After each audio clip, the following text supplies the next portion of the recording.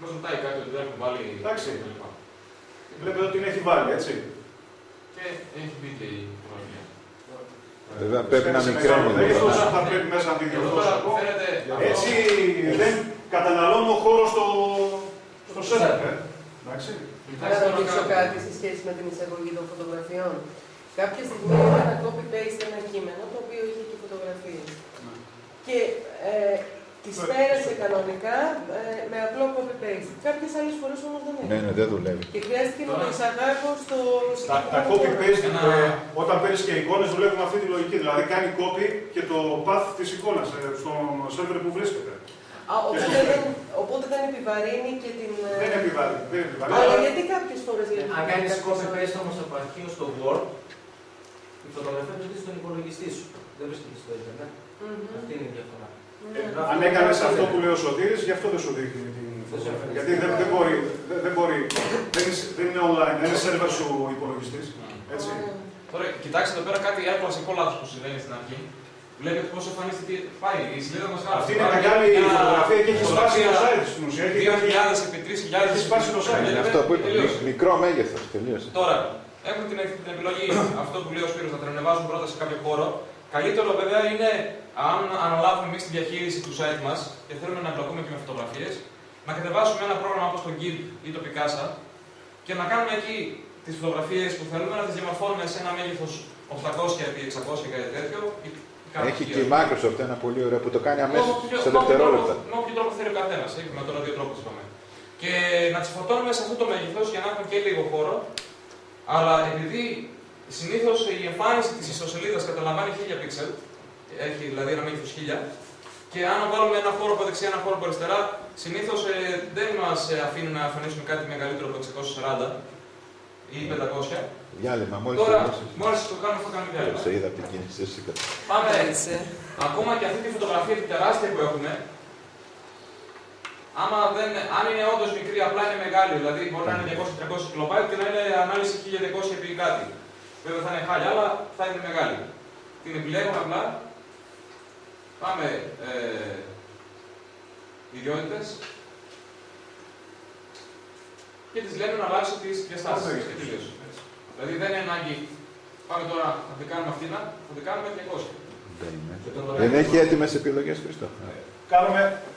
Ρυθμίζουμε μόνο το πλάτος και πατάμε το proportional εδώ πέρα, οπότε θα κάνει αυτόματα τη ρύθμιση. Να μην την παραμορφώσει. Και το χρησιμοποιούμε πάντα αυτό για να μην παραμορφώνει τη φωτογραφία. Πάμε τι είναι. Βλέπετε πόσο μικρό είναι. Από αυτή και εφαρμογή. Ναι.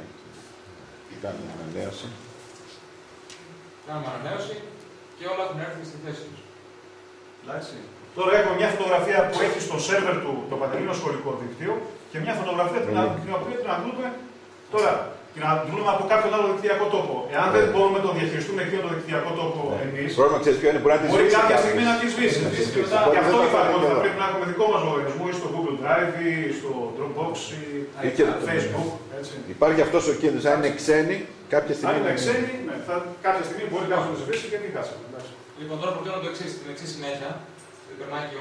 Χρήστο, να ρωτήσουμε καταρχήν αν αυτά είναι απλά ή κάποιος δυσκολεύεται. Το βασικότερο. Διάρκεια του διαλύματος, αν έχετε κάτι να ρωτήσετε, μπορείτε να ρωτήσετε και να διάλειμμα είναι και ηρεμία, δεν είναι. Να σας δείξω λίγο πώς μπορούμε να αλλάξουμε δύο πράγματα στο μενού και να δούμε στα γρήγορα κάποιες σελίδες που είδαμε ωραίες. Και μετά αρχίζει ο Σπύρος για παρουσίαση της καινούριας σελίδας της δευτεροβάθμιας και το WordPress, το οποίο είναι του καλού περιβάλλοντος. Λοιπόν, διάλειμμα 10 λεπτά. Ξεκίνα. Λοιπόν, θα συνεχίσουμε λίγο μιλώντας για τα μενού και δείχνοντας πού ακριβώς είναι αυτά τα πράγματα. Και μετά θα δείξουμε κάποιες ιστοσελίδες οι οποίες είναι γραμμένες σε ζούλα από τα σχολεία. Κάποιες γίνανε φέτος, κάποιες γίνανε πέρσι. Αποθεματικά, από γυμνάσια πουλίκια, έτσι γρήγορα, κάποιες ίσως να έχουν ξεχάσει. Θα δούμε και τις δευτεροβάθμιες λίγο. Αν είστε εδώ και μετά θα περάσουμε στη δευτεροβάθμια, θα συνεχίσει ο Σπύρος την παρουσίαση και θα αρχίσει με την παρουσίαση της δευτεροβάθμιας και για το περιβάλλον το οποίο στηρίζει σε αυτήν εδώ. Λοιπόν. Έρχονται κι άλλοι, Χρήστο, 2 λεπτά. Είναι στο δρόμο. Πάμε λίγο.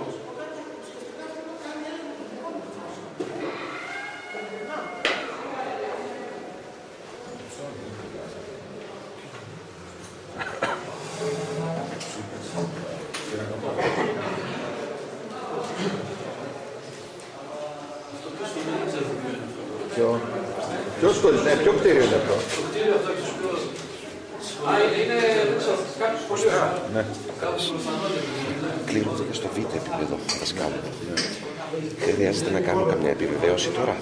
Εδώ, θα πει στο κείμενο.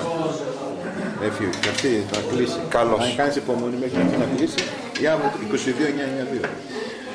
Καλώς. Γιατί νομίζω πρέπει να γραφτείς κανονικά. Για να ξέρουν τι θες να συνεχίσεις. Ναι, ναι, βέβαια. Αλλά θα γραφτείς ηλεκτρονικά, εσύ μόνος ή θα σε γράψει στο σχολείο. Αυτό ήθελα να σε ρωτήσω. Εντάξει. Αύριο το πρωί πάρε τηλέφωνο το κείμενο. Ο κείμενος το ξέρει. Το μενού. Αν πάμε πάλι στο πίνακα διαχείρισης, θα δούμε ότι κάποιες από τις επιλογές που έχουμε εδώ πέρα, κάποια λέει μενού. Λοιπόν, αυτό όπως καταλαβαίνετε έχει να κάνει με το μενού. Οριζόντιο μενού, εκπαιδευτικό υλικό. Αν πάμε να δούμε το εκπαιδευτικό υλικό, για παράδειγμα, επειδή έχει καθίσει πολλή ώρα μακριά μας, αποσυνδέθηκε μόνο και λόγω της ασφαλείας.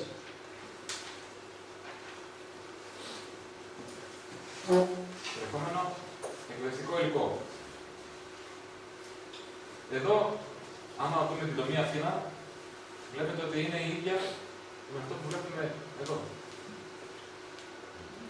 Εμείς τώρα είμαστε δημοτικό, είμαστε γυμνάσιο, είμαστε λύκειο. Ό,τι και να είμαστε, δεν είμαστε ταυτόχρονα όλα τα τρία προγράμματα μαζί. Οπότε πάμε να σβήσουμε. Να σβήσουμε το λύκειο που έχει λιγότερα. Λοιπόν, και λέμε 1, 2, 3, 4. Να το κάνουμε. Πού είναι η διαγραφή, Χριστό? Απόσβηση. Κάτω αριστερά. Εδώ. Εδώ. Φεύγει από εκεί.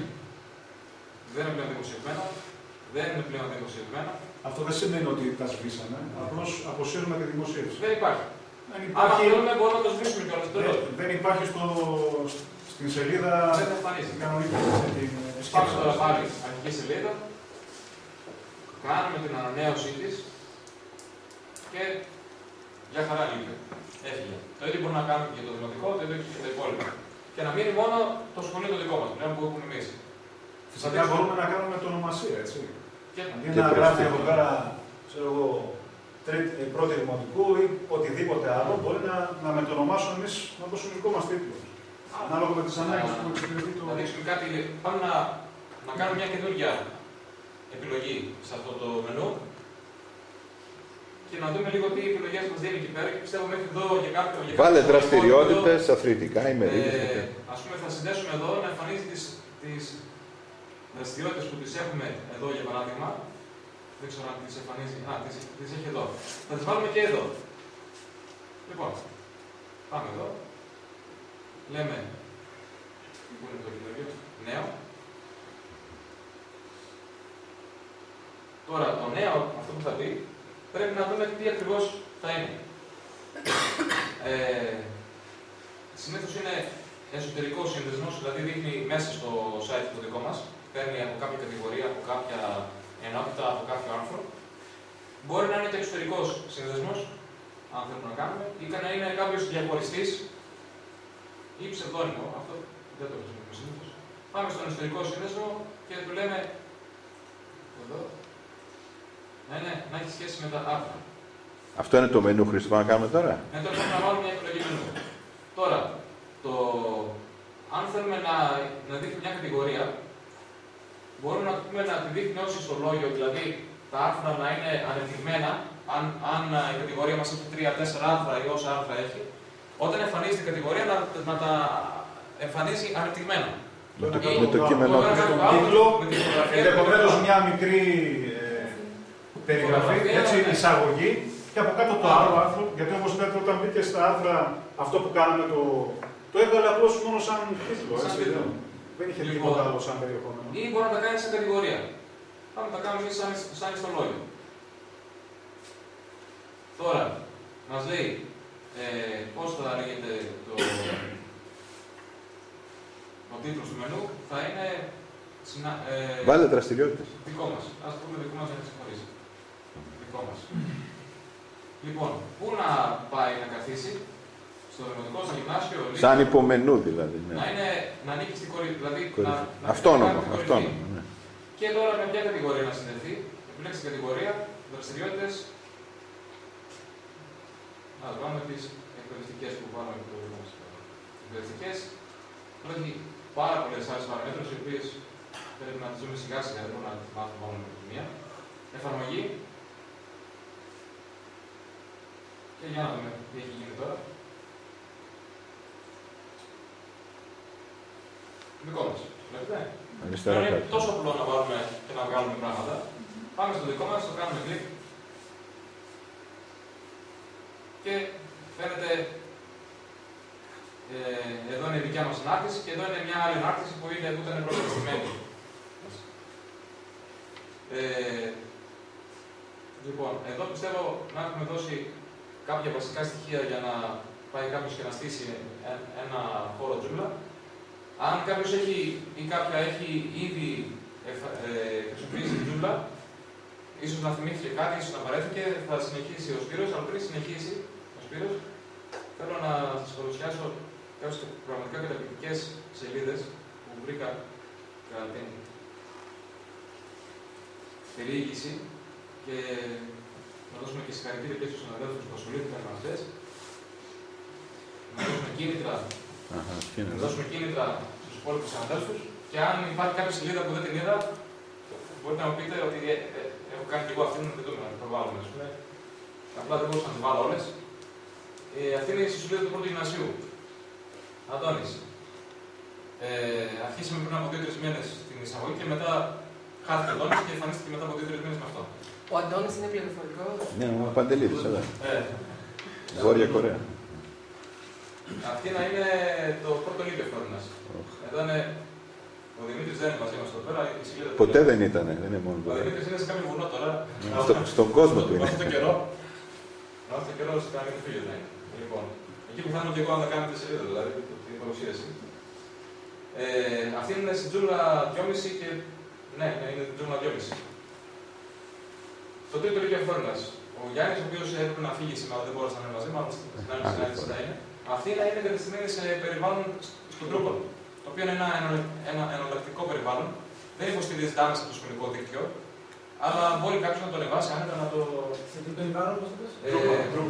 Drupal. Είναι αρκετά δυνατό, αλλά είναι λίγο, έχει κάποιες ισορροπίες. Δηλαδή, εγώ πήγα να αποκτήσω επαφή με αυτό, δεν μ' άρεσε πολύ, γιατί είχα συνηθίσει να δουλεύω με την Joomla και έψαχνα να βρω τα πράγματα που ήξερα που είναι στην Joomla, να βρω που είναι στην Drupal και δεν μπορούσα να βρω. Ναι, θα μπερδευτούμε. Το άφησα. Αλλά υπάρχει άμεση σχέση Joomla με WordPress που θα μας δείξει ο Σπύρος. Εκεί είναι πραγματικά συγγενικά, σε πολύ μεγάλο βαθμό συγγένειας. Αυτό είναι το πρώτο επάλληλο. Το Έλληνας, πάλι στην Joomla. Εδώ έχω κατεβάσει και λίγο το μενού που έχουν φτιάξει και πέρα τους τομείς. Και το γυμνάσιο χωρίο. Αυτό είναι του Σπύρου, υπάρχει μια δουλειά. Υπάρχει άνθρωπος που έκανε. Αυτό είναι του Βούλα. Ποιος την έκανε? Ποιος Βούλα? Παναγιώτη δεν πιάσει? Όχι, δεν πιάσει. Λοιπόν, αυτή να δω, δείτε. Το Αρβανιτάκι παλιά. Ναι, το Αρβανιτάκι. Δείτε λίγο ένα παράδειγμα, άμα το προσέξετε και γι' αυτό τον έβαλα δηλαδή. Προσέχετε ότι είναι ακριβώς το ίδιο template που μας έδωσε το πρόγραμμα αφημένο, απλά έχει πειραχτεί για να είναι ακριβώς αυτό που θέλει να είναι στο σχολείο. Έχει αλλάξει την εικόνα. Το στάνταρ του Υπουργείου Παιδείας. Είναι δηλαδή το στάνταρ του Υπουργείου, απλά έχει βγάλει, όπως μάθαμε, όπως είδαμε, έχει βγάλει τις συντολές, έχει προσθέσει άλλο για το χωριό. Εδώ να πούμε ότι άπαξ και αρχίσετε να φτιάχνετε την ιστοσελίδα με κάποιο δυναμικό περιβάλλον, ο μόνος περιορισμός είναι πλέον η φαντασία μας. Οτιδήποτε θέλουμε να φτιάξουμε γίνεται. Γίνεται. Δικιά σας την έχουμε Ελπίσει η παρουσίαση. Εδώ είναι το σχολείο που μας φιλοξενεί. Θα πάει μέσω, όταν δείξουμε τη σελίδα, θα κάνει κλικ ο Σπύρος στη δικιά σου. Γιατί το λέω, γιατί την έφτιαξε επίσης ο Δημήτρης ο Παπαδόπουλος.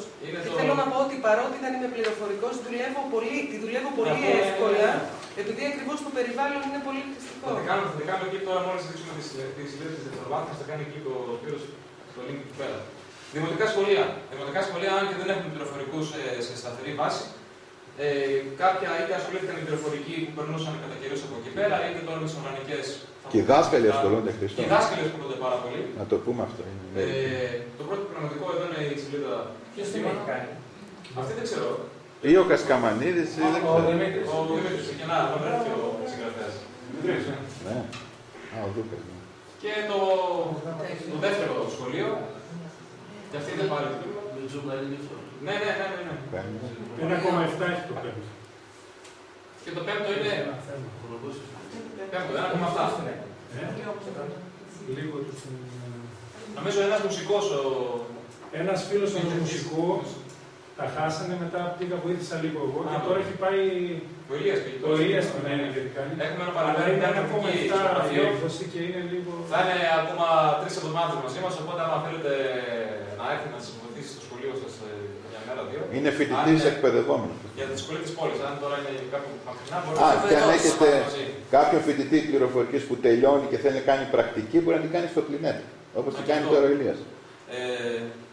Οπότε... Και αυτό θα μάθει και μας θα βοηθήσει. Είναι αμοιβαία. Και τελειώνουμε εδώ την παρουσίαση. Αν αντιλικιώσει τη συλλέγηση θα τα δείξουμε με κατευθείαν. Οκ, εντάξει, συγχωρείτε. Λοιπόν, αυτό, οτιδήποτε θέλετε μπορείτε να ρωτήσετε είτε τώρα είτε στο κλινέτ, να αφήνετε να πάρετε τηλέφωνο και να κάνουμε. Τώρα αφήνω αυτή τη συνέχεια του Σπύρο για να δείξετε την καινούργια σελίδα της δευτεροβάθμιας πώς εμφανίζεται αυτή τη στιγμή, τι στοιχεία έχει.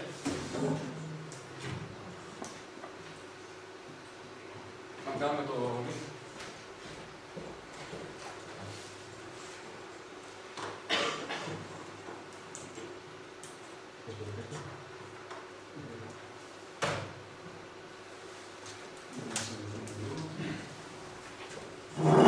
Λοιπόν, εγώ να πω καταρχήν να σας στηθώ και εγώ όσο δεν ξέρετε. Ο Σπύρος ο Παχαρίσης, καθηγητής της δευτεροβάθμιας, μηχανικός εμπορικού ναυτικού